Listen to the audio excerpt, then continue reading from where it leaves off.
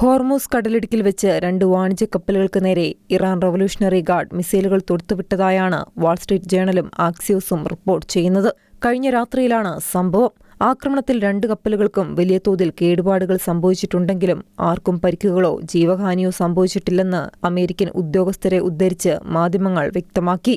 ഒമാന്റെ ലീമയിൽ നിന്നും ഏകദേശം 15 കിലോമീറ്റർ കിഴക്കുമാറി തെക്കോട്ട് സഞ്ചരിക്കുകയായിരുന്ന ഒരു ടാങ്കറിലാണ് ആദ്യം ആക്രമണം ഉണ്ടായതെന്ന് UK maritime trade operations agency അറിയിച്ചു.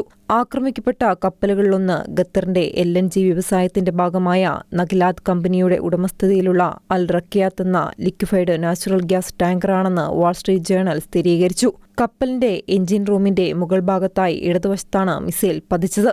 ഒമാൻ ഉൾക്കടലിൽ ഹോർമൂസ് കടലിടുക്കിന്റെ പ്രവേശന കവാടത്തിൽ വെച്ചായിരുന്നു ഈ ആക്രമണം. അമേരിക്കയും ഇസ്രായേലും നടത്തിയ മുൻകാല ആക്രമണങ്ങൾക്ക് ശേഷം മേഖലയിൽ സമാധാനം പുനഃസ്ഥാപിക്കാൻ പ്രഖ്യാപിച്ച 60 ദിവസ വെടിനിർത്തൽ നിലവിലുണ്ടായിരുന്നു. എന്നാൽ കഴിഞ്ഞയാഴ്ച നടന്ന US ഇറാൻ പരോക്ഷ ചർച്ചകൾ യാതൊരു പുരോഗതിയുമില്ലാതെ അവസാനിച്ചതിന് തൊട്ടുപിന്നാലെയാണ് ഈ മിസൈൽ ആക്രമണം ഉണ്ടായിരിക്കുന്നത് എന്നത് സ്ഥിതിഗതികൾ വീണ്ടും വഷളാക്കുന്നു. International desk Shikeena news.